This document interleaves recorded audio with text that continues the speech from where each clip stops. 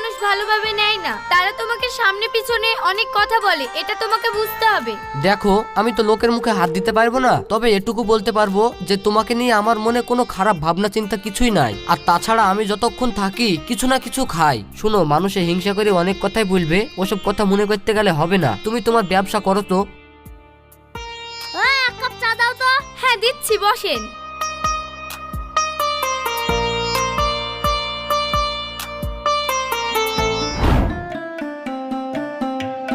ও মা, তুমি চলে এসছো?